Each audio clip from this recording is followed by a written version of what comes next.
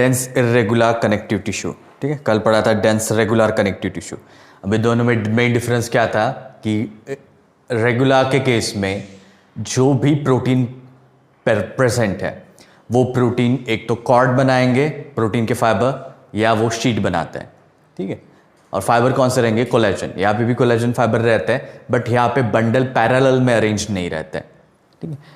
और इसके बीच में जो भी सेल्स है, ठीक है, फॉर एग्जाम्पल अगर ये कोई सेक्शन है डेंस इरेगुलर कनेक्टिव टिश्यू का, तो फाइबर जो है वो ऐसे किसी भी पैटर्न में ट्रैवल करेंगे, but they are not generally arranged parallel.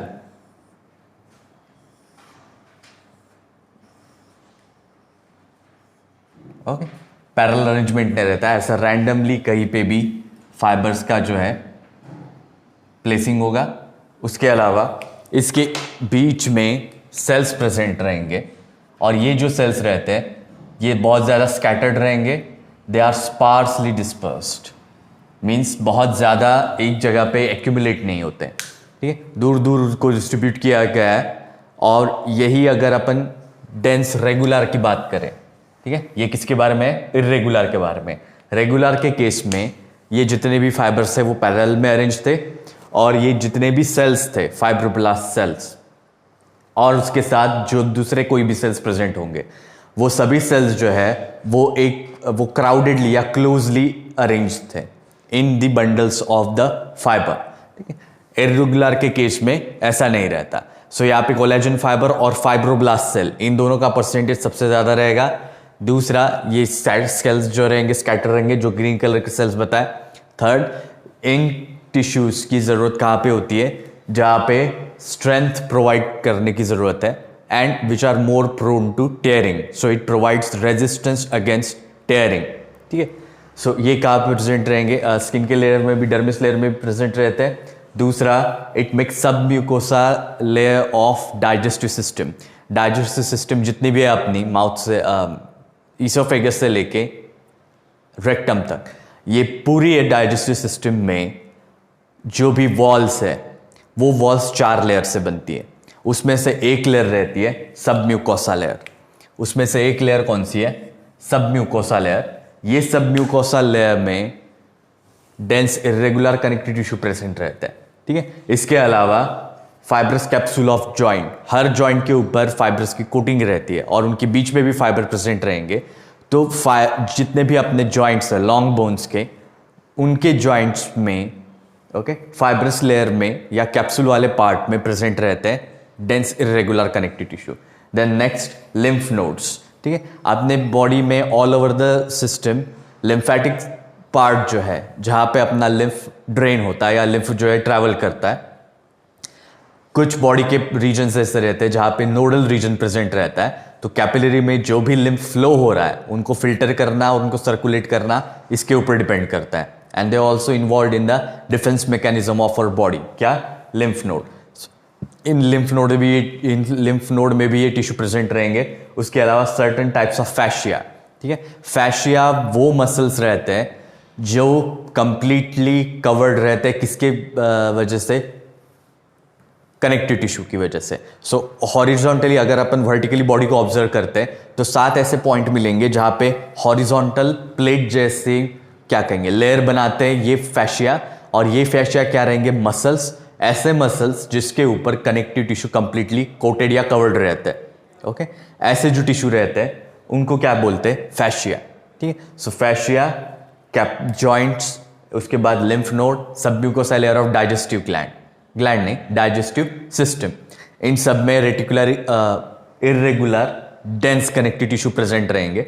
और दूसरा, पेरियोस्टियम, ठीक है। पेरियोस्टियम यानी अपनी बॉडी में जो भी थोरैसिक कैविटी है, ठीक है। ह्यूमंस के केस में या हायर एनिमल्स के केस में अपने हाथ और पैरों में तो कैविटी नहीं रहती, जो भी कैविटी है वो सिर्फ टॉर्सो रीजन में रहती है। तो ये जो एक कैविटी है, इंटरनली ये कैविटी एक लेयर से कवर्ड रहेगी, ठीक है। उस लेयर को क्या कहते हैं? पेरियोस्टियम। उस लेयर को क्या कहते हैं? Periosteum. The layer that lines the internal region और that lines the internal cavity of coelom, ठीक है। या इंटरनल कैविटी क्या मीनिंग ही सीलम है, सो वो दूसरा पेरिकॉन्ड्रियम। पेरिकॉन्ड्रियम वो प्रोटेक्टिव लेयर रहती है जो हर कार्टिलेज के ऊपर प्रेजेंट रहेंगी। एक दो एक्सेप्शन रहेंगे, ऐसे कार्टिलेज है जिनमें पेरिकॉन्ड्रियम नहीं रहता, ठीक है। सो पेरिकॉन्ड्रियम क्या है?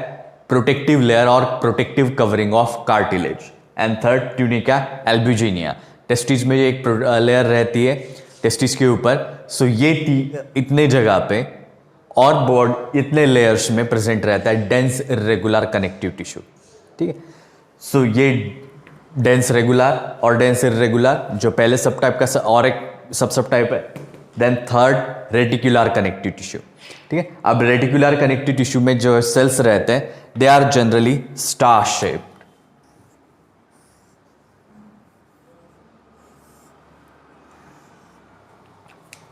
ओके, सो लगभग ऐसे थोड़े बहुत स्टार शेप्ड सेल्स रहेंगे और ये जितने भी सेल्स हैं उन सेल्स में प्रोटोप्लाज्मिक प्रोसेसेस बाहर निकलते हैं, ठीक है। सो ये सेल्स हुए किसके? रेटिकुलर कनेक्टिव टिश्यू के। इसी को अपन क्या कहेंगे? Reticular cell. अच्छा, सेल अपन अलग से निकालते हैं।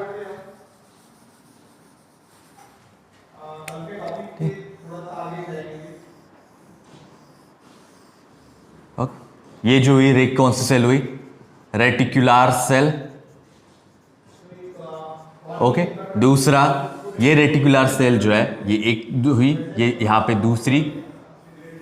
इस तरीके से यहां पे जितने भी रेटिकुलर सेल्स है उनके प्रोटोप्लाज्मिक प्रोसेसेस, ये जो भी बाहर आ रहा है इसको क्या कहेंगे? प्रोटोप्लाज्मिक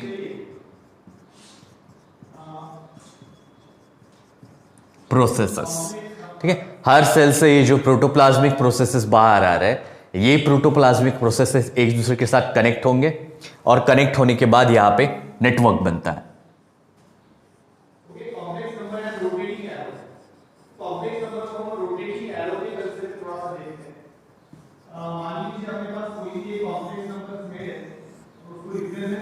सो ऐसा इनमें नेटवर्क बनता जाएगा रेटिकुलर सेल्स का, ओके। इसके बीच में बाकी के फाइबर्स, कुछ दूसरे सेल्स, ये सब चीजें भी प्रेजेंट रहेंगी, ठीक। बट यहाँ पे मेन जो नेटवर्क है वो किसकी वजह से बन रहा है? Due to the protoplasmic processes of reticular cell, ठीक है। अब इसमें ये जो भी टिश्यू रहता है ये अपनी इम्यून सिस्टम का एक बहुत क्या कहते हैं, स्ट्रॉन्गेस्ट पार्ट बनाएंगे। अब ये जो सिस्टम रहती है ये इम्यून सिस्टम की जो भी रिस्पॉन्स है या डिफेंस सिस्टम का जो भी रिस्पॉन्स है उसको ज़्यादा पुश करती है या उसको ज़्यादा अच्छे से काम करने के लिए ये करती है। अब दूसरा ये जो भी टिश्यू है कहाँ कहाँ पे पाए जाएंगे? First liver and spleen, lymph node, thymus, tonsils and other lymphoid organ, ठीक है। स्प्लीन क्या रहता है? Okay, it is one of the lymphoid organ. हाँ, वर्टिब्रेट्स में फाउंड होता है। It is one of the lymphoid organ. जो भी बॉडी के ऑर्गन लिम्फेटिक सिस्टम के साथ एसोसिएटेड रहते हैं उनको लिम्फॉइड ऑर्गन कहते हैं। उसमें भी दो टाइप रहेंगे, एक प्राइमरी लिम्फॉइड ऑर्गन, दूसरे सेकेंडरी लिम्फॉइड ऑर्गन। एक वो टाइप के ऑर्गन, मतलब प्राइमरी और सेकेंडरी किसके बेसिस पे बनाया है कि वो ग्रुप ऑफ ऑर्गन्स जो जैसा जैसा अपना एज बढ़ता जाएगा वैसे उसका स्ट्रक्चर या वो जो है ऑर्गन रिड्यूस हो जाता है, okay? और एक दूसरा वो ऑर्गन रहता है जहां पे बाय बर्थ हमारे पास प्रेजेंट है, धीरे धीरे और डेवलप होता है और लाइफ टाइम में हमारे साथ रहेगा, मतलब वो डिमिनिश नहीं होता है, उसका स्ट्रक्चर रिड्यूस नहीं होता या वो डिजेनरेट नहीं होता। तो ऐसी दो कैटेगरीज है। अब उनमें से एक रहता है स्प्लीन, ठीक है। स्प्लीन का मेन काम क्या रहता है कि ब्लड को फिल्टर करना और उनमें से जो भी आरबीसी है वो आरबीसी को रीजनरेट मतलब डिस्ट्रॉय करेगा, उनसे जो भी कंपाउंड है वो अलग अलग बनाएगा कंपाउंड, और ये जितने भी कंपाउंड अलग किए हैं उसमें से मॉलिक्यूल्स को आइसोलेट करके दूसरी जगह पे, मतलब जब नया ब्लड बनाना हो या नई आरबीसी बनानी हो वहां पे यूज करेगा। तो spleen is one of the lymphoid organ. दूसरा लिम्फॉइड नोड जो अपने बॉडी के all over the places distributed है। देन थाइमस, थाइमस पता है, थाइमस और टॉन्सिल्स पता है।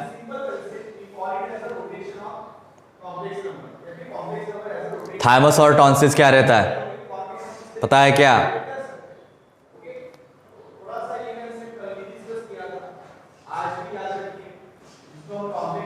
हाँ,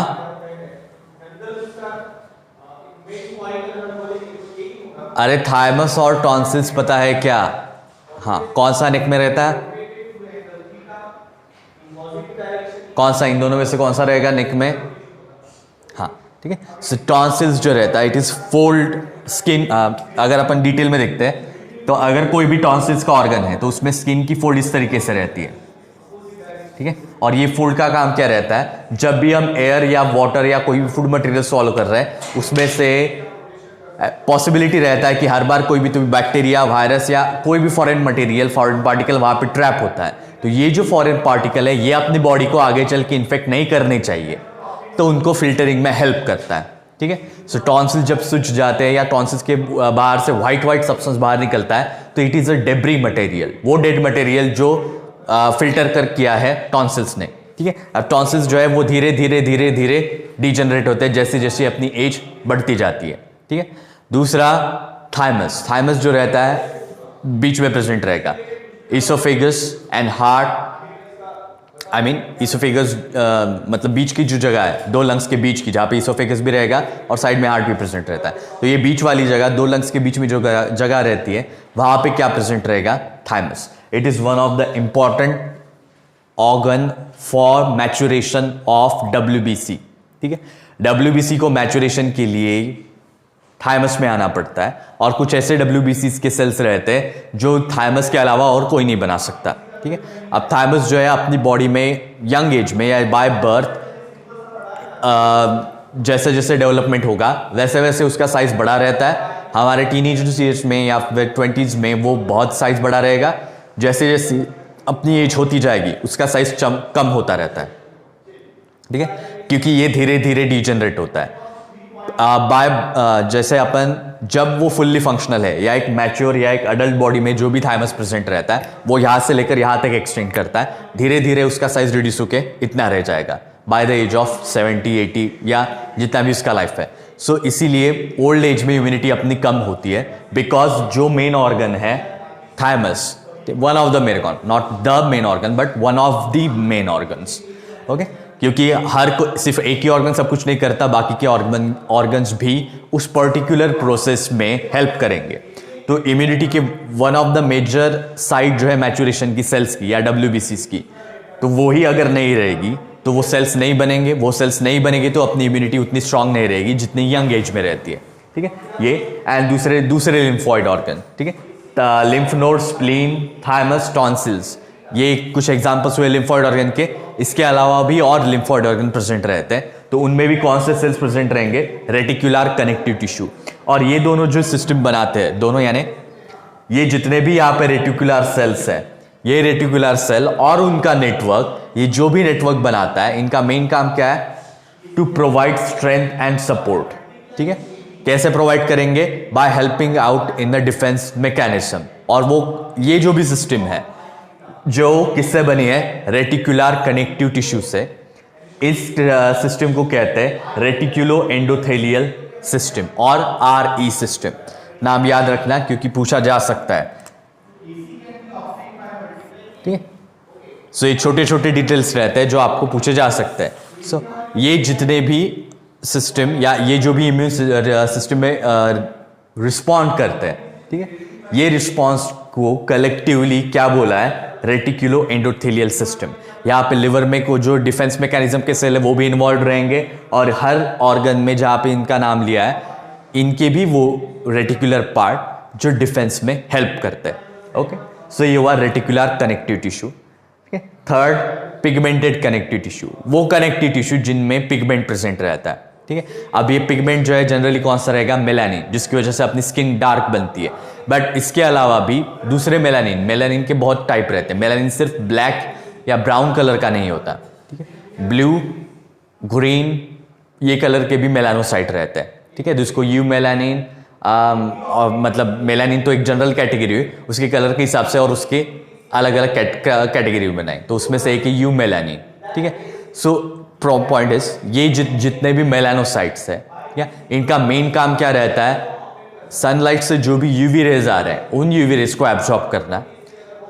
जिन पार्ट में आई मीन जो अपनी स्किन ज़्यादा सनलाइट के कांटेक्ट में रहेगी वहाँ पे मेलानोसाइट्स जो है वो सेल्स जो क्या बनाते हैं? मेलानिन पिगमेंट, ठीक है, उसको क्या कहेंगे, मेलानोसाइट। ठीक है, अब ये मेलानोसाइट्स जो है वो कलर्ड सेल्स है। ठीक है, कलर्ड सेल्स है, इसलिए उसको क्या बोला, क्रोमैटोफोर। क्रोमा का मीनिंग क्या होता है, colour, chroma means colour and phoros means body. तो ऐसी बॉडी या ऐसी सेल जिसमें कलर्ड है। अब ये कलर क्या रहेगा, it is a cell with large and branch pigmented cell. ठीक है, मतलब एक ऐसी इरेगुलर सेल जो ब्रांच्ड है, जहां पे पिगमेंट के ग्रैन्यूल्स प्रेजेंट रहेंगे। ठीक है, मतलब ये अगर कोई मेलानोसाइट है तो इसमें पिगमेंट के ग्रैन्यूल्स प्रेजेंट रहेंगे।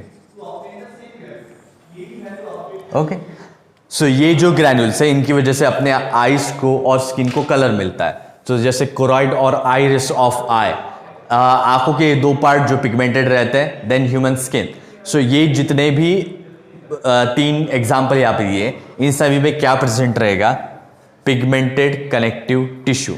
क्या प्रेजेंट रहेगा, पिगमेंटेड कनेक्टिव टिश्यू। ओके, इसमें कुछ पूछना है?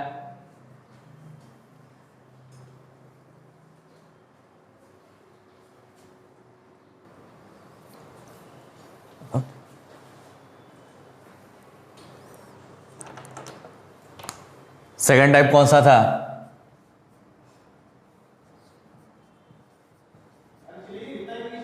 Skeletal connective tissue.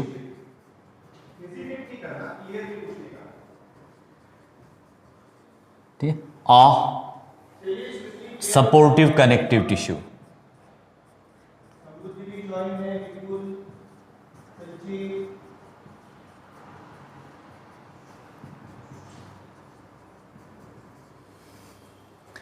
ओके, अब स्केलेटल क्यों बोला है, because it forms the internal framework of body.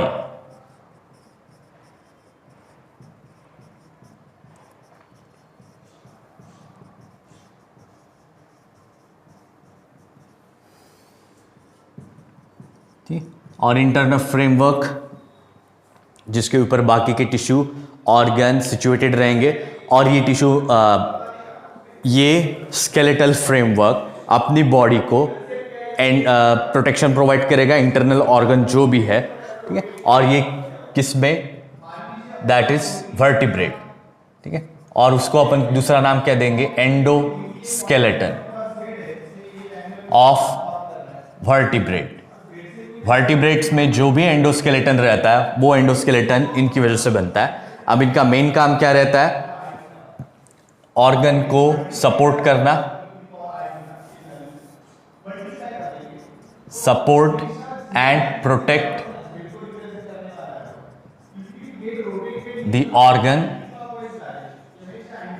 ठीक है, बॉडी के जो भी इंटरनल ऑर्गन है उनको सपोर्ट प्रोवाइड करता है एंड हेल्प्स इन लोकोमोशन।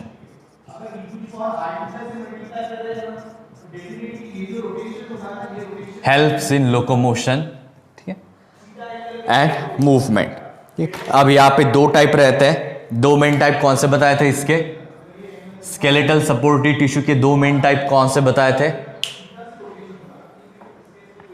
हाँ, स्केलेटल सपोर्टिव टिश्यू के या ये सपोर्टिव टिश्यू के मेन टाइप कौन थे?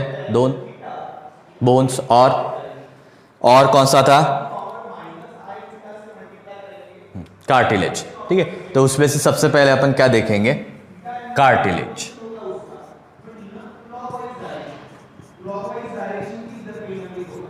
कार्टिलेज और ऑल्सो नोन एज ग्रिसल।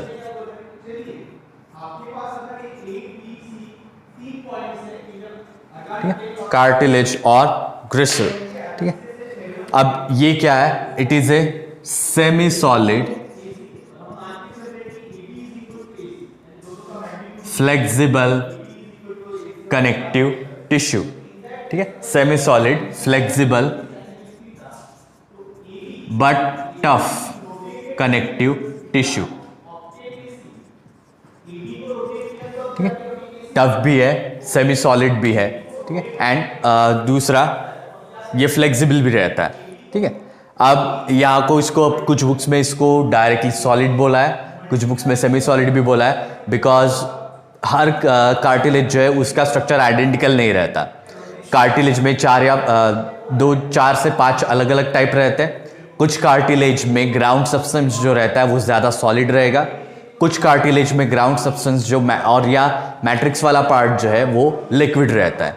ठीक है, सो हमारे जॉइंट्स में ये प्रेजेंट रहते हैं और इनका मेन फंक्शन क्या रहता है, दो जॉइंट्स में जो भी बोन्स एसोसिएटेड है उनमें फ्रिक्शन ना होने देना। ठीक है, अब यहाँ पे ये जो भी कार्टिलेज रहता है, यहाँ पे आउटर जो मोस्ट मेम्ब्रेन जो रहेगी उसको क्या कहते हैं, पेरिकॉन्ड्रियम।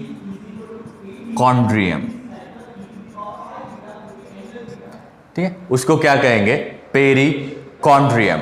ठीक है, सो पेरिकॉन्ड्रियम क्या है, it is A outer fibrous layer of cartilage. Cartilage की आउटर फाइब्रस लेयर रहती है। ठीक है, दूसरा इसमें दो चीजें रहेंगी, एक फाइब्रस लेयर और दूसरी फाइब्रोब्लास्ट लेयर।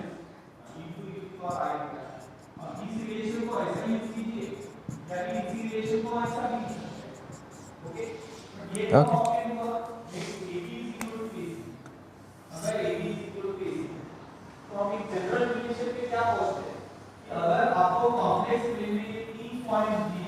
ये आउटर लेयर हुई, दैट इज पेरिकॉन्ड्रियम। ठीक है, और इसके जस्ट बीनीथ दूसरी लेयर रहेगी जो इसी का पार्ट है, किसका, पेरिकॉन्ड्रियम का।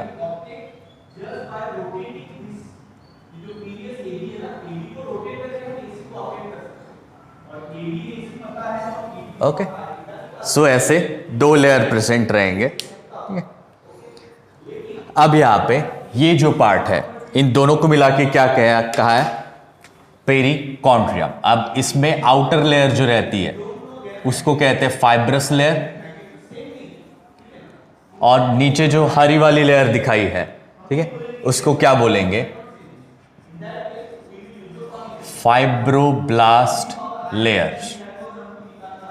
ओके, और इन दोनों को मिलके क्या कहेंगे, पेरिकॉन्ड्रियम।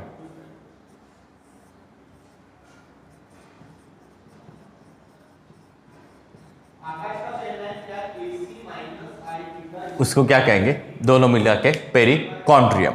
अब उसके बाद ये जो लेयर रहेगी, it is followed by flattened Oval और लेंस शेप्ड सेल्स।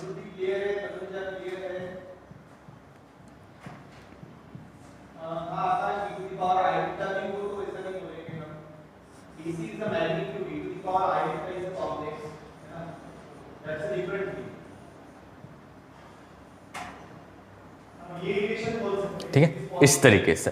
तो ये जो भी सेल्स है, इन सेल्स को क्या कहते हैं, कॉन्ड्रोब्लास्ट सेल्स।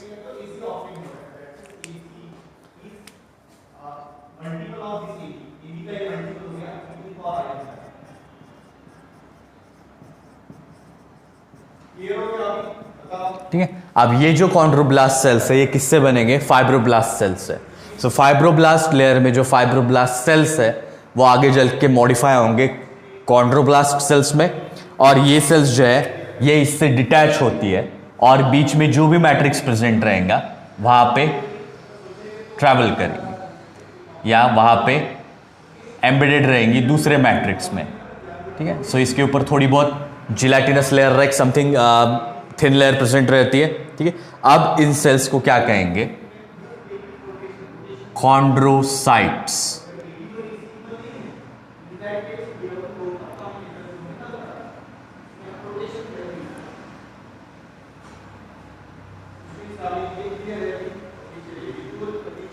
अब ये जो सेल्स है इसको क्या बोलेंगे, कॉन्ड्रोसाइट्स।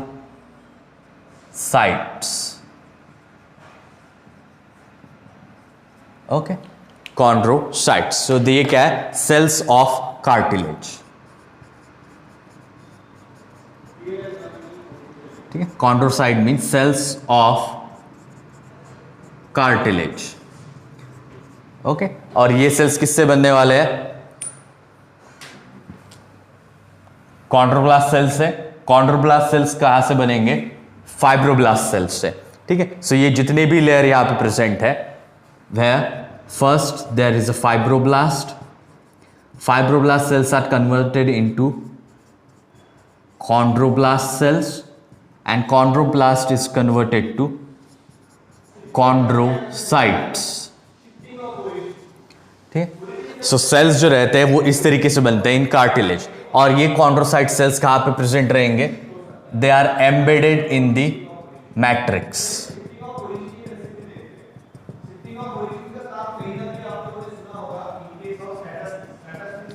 ठीक है.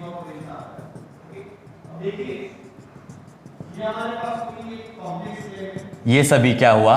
मैट्रिक्स. और ये जो मैट्रिक्स रहता है इसको क्या कहेंगे? कॉन्ड्रीन. कॉन्ड्रीन और मैट्रिक्स.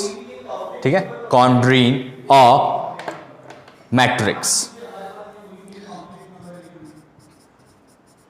सो ये जो कॉन्ड्रीन पार्ट है it is A part of, और कॉन्ड्रीन का मीनिंग क्या है? मैट्रिक्स. ठीक है. अब ये जो भी मैट्रिक्स रहेगा इसमें कौन कौन सी चीजें रहेंगी? It is generally made up of water, proteoglycan. ठीक है. प्रोटियोग्लाइकन्स, वाटर, उसके बाद collagen, lipid. Collagen fibre present रहेंगे, लिपिड्स भी प्रेजेंट रहेंगे. ठीक है. And non collagen protein. कुछ ऐसे प्रोटीन रहेंगे जो कोलेजन से थोड़े अलग है. ठीक है. Non कोलेजिनस protein. सो इन सब चीजों को मिला के क्या बनेगा? मैट्रिक्स. मैट्रिक्स को दूसरा नाम क्या दिया? कॉन्ड्रीन. ठीक है. अब इसके अलावा इसका जो सेंटर वाला पार्ट रहता है, ठीक है, जैसे ये एक सेक्शन हुआ, अगर अपन डायग्राम में दिखाना है. सो ये फाइब्रस लेयर हुई, उसके बाद ये कौन सी लेयर हुई? Second fibroblast layer. And third कौन सी थी? कॉन्ड्रोब्लास्ट सेल्स की लेयर. ओके. उसके बाद बीच में कॉन्ड्रोसाइट. ठीक है. यहां पे सेल्स भी प्रेजेंट है, दैट इज कॉन्ड्रोसाइट्स.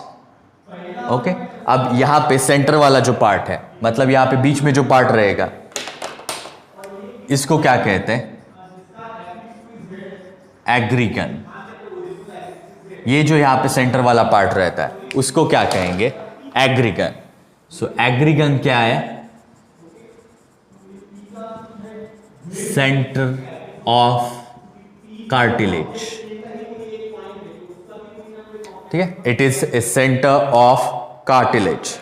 ठीक है. और सेंटर कहेंगे या कोर भी कह सकते हैं. सेंटर और core of cartilage. Okay. So ये जनरल स्ट्रक्चर हुआ किसका? कार्टिलेज का. अभी क्लियर है? अभी क्लियर है?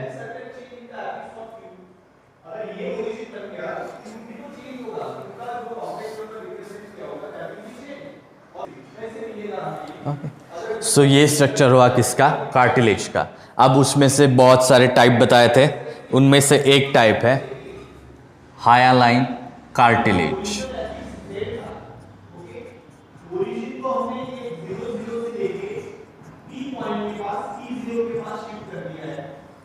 उनमें से एक क्या है? Hyaline cartilage. Hyaline cartilage is the most abundant and prevalent cartilage in case of animal or prevalent cartilage in humans.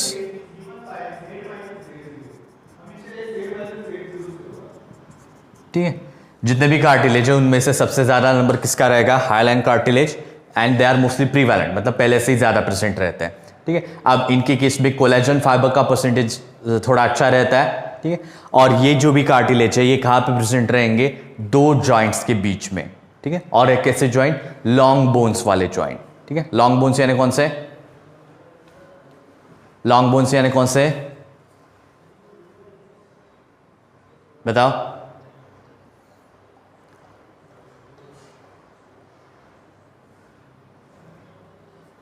Long bones यानी कौन से बोन्स? बोलो जल्दी।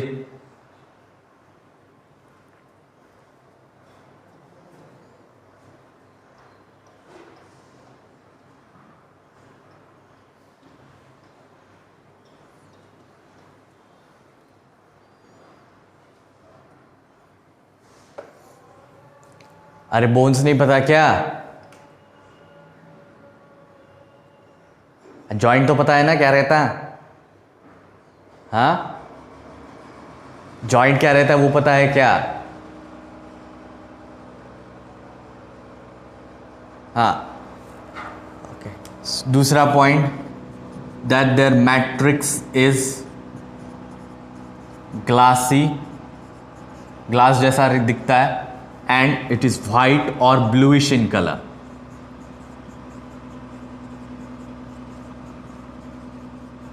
ठीक है, व्हाइट और ब्लूइश कलर का रहता है। ओके, अच्छा।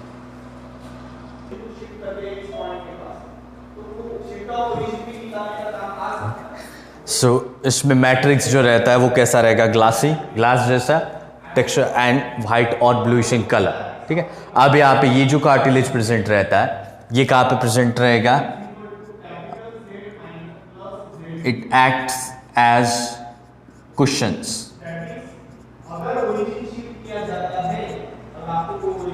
Between two bones. ठीक है, it acts as a cushion between two bones. ठीक है, और ये जो भी रहेंगे कौन से बोन? Long bones. ठीक है, हाथों के और पैरों के जो बोन्स रहते हैं उनको लॉन्ग बोन्स कहते हैं। ओके, हाँ। दूसरा,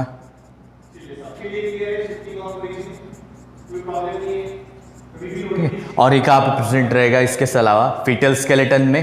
ठीक है, फीटस में जो स्केलेटन रहता है वो, देन स्टर्नम, स्टर्नम यानी क्या? लैरिंक्स,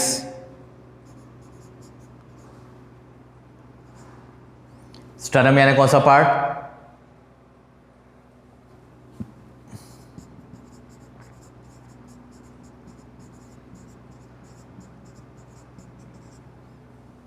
स्टर्नम यानी कौन सा पार्ट पता है क्या? बोलो।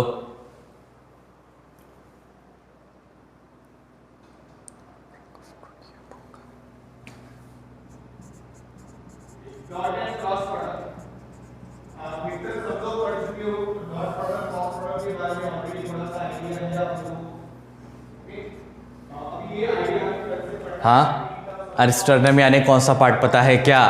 हाँ या नहीं? हाँ, चेस्ट बोन। ठीक है, सो ये जो सेंटर में रहता है डैगर शेप, दो रिब्स के बीच में ये जो एक सिंगल बोन प्रेजेंट रहेगा उसको कहते हैं स्टर्नम। तो स्टर्नम में, और स्टर्नम से जो भी रिब्स अटैच्ड है उसको स्टर्नल रिब्स बोला है। ठीक है, जॉइंट्स नहीं, या सिंपली स्टर्नल रिब्स।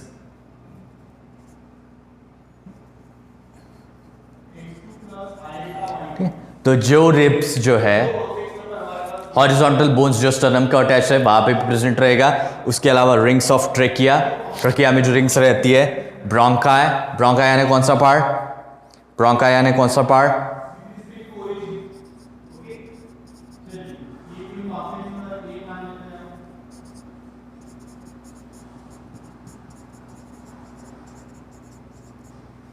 ब्रोंकाई यानी कौन सा पार्ट?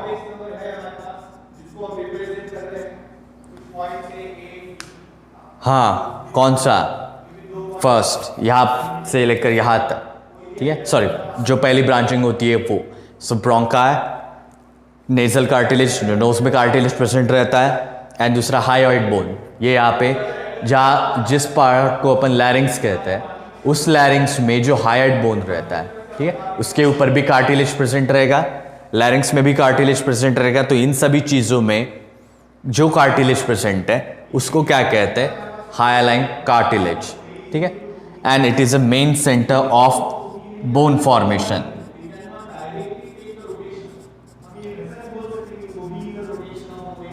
Inside bone.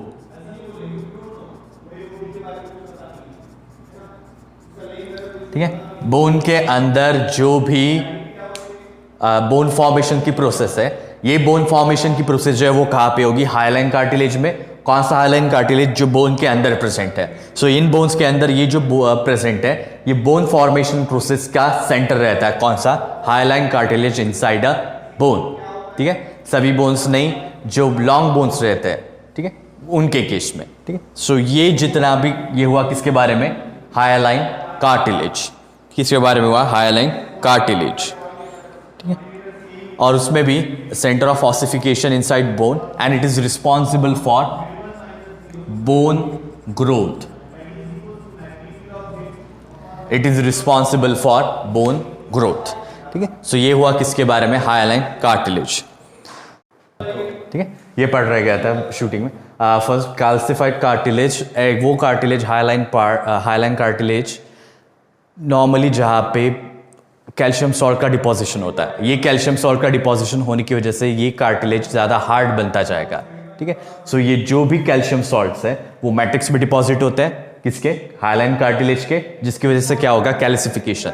सो ये कैल्सिफिकेशन की वजह से कार्टिलेज बहुत हार्ड हो जाएगा। It loses it's elasticity and makes it rigid. ठीक है, नॉर्मली ये कार्टिलेज जो है ह्यूमन्स में प्रेजेंट नहीं रहता।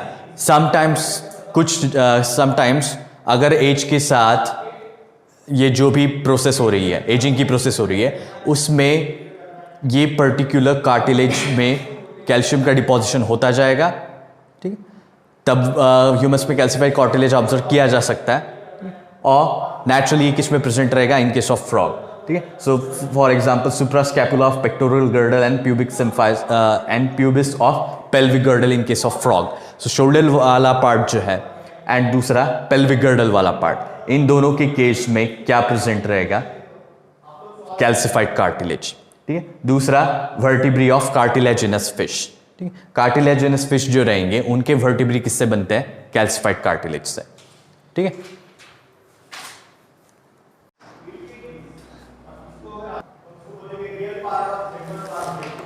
okay, so white fibrocartilage is required where tensile strength, flexibility and rigidity is required.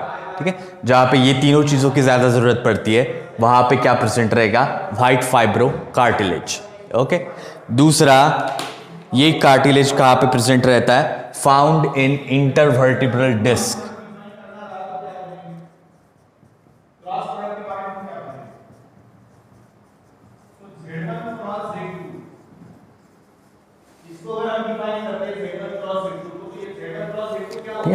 Found in intervertebral disc. ठीक है, इंटरवर्टिब्रल डिस्क में ये प्रेजेंट रहता है। ठीक है, और इसके अलावा और एक जगह, हाँ, pubic symphysis of pelvic girdle.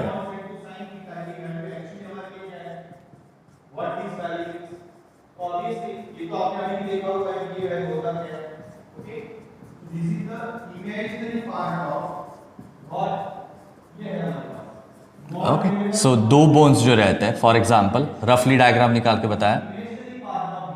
सो यहाँ पे ये अपने वर्टिब्री का लास्ट वाला बोन, उसके बाद ये जो है पेल्विक बोन।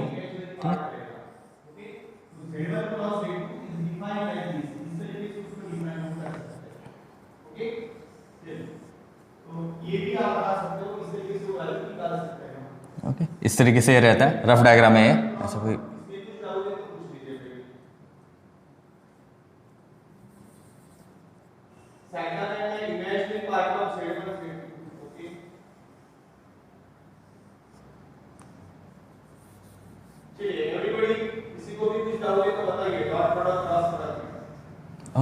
सो ये दो बोन्स हुए, इन दोनों में ये जो जॉइंट है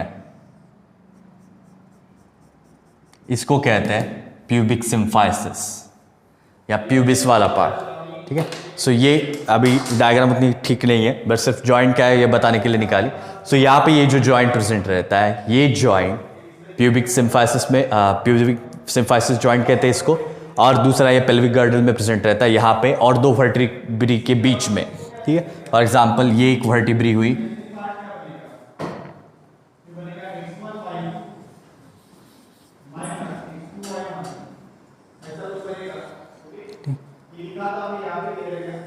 ये दूसरी वर्टिब्री हुई,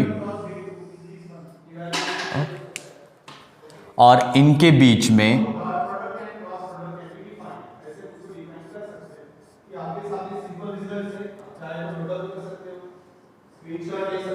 ऐसे, ठीक है। सो ये दो वर्टिब्री के बीच में प्रेजेंट है।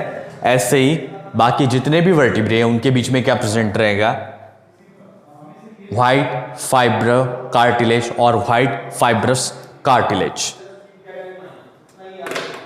ठीक है। व्हाइट फाइब्रो है।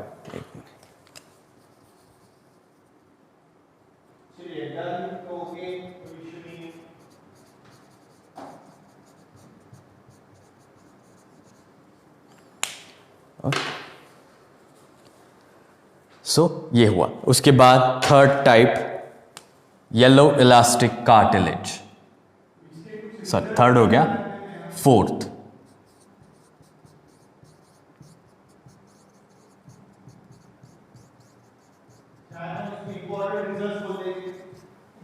ठीक है, येलो इलास्टिक कार्टिलेज। अब ये जो कार्टिलेज रहता है यहाँ पे सबसे ज्यादा परसेंटेज किसका रहेगा, इलास्टीन का, ठीक है। Contains more elastin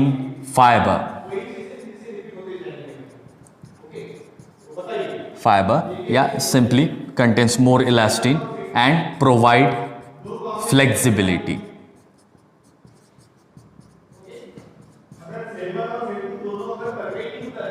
and strength, ठीक है, फ्लेक्सिबिलिटी एंड स्ट्रेंथ प्रोवाइड करता है, ठीक है। सर फ्लेक्सिबिलिटी, हाँ बराबर, स्ट्रेंथ या कहेंगे या उसको अपन इलास्टिसिटी, मोर अप्रोप्रिएट वर्ड रहेगा,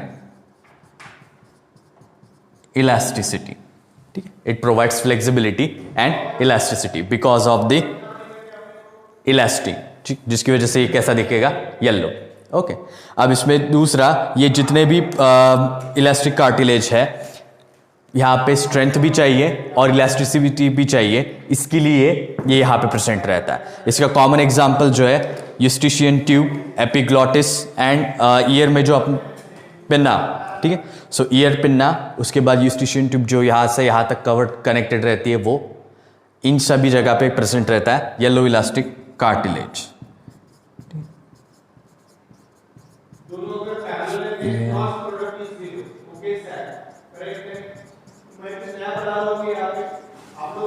ठीक है, यूस्टिशियन ट्यूब, ईयर पिन्ना, ठीक है, और टिप ऑफ नोज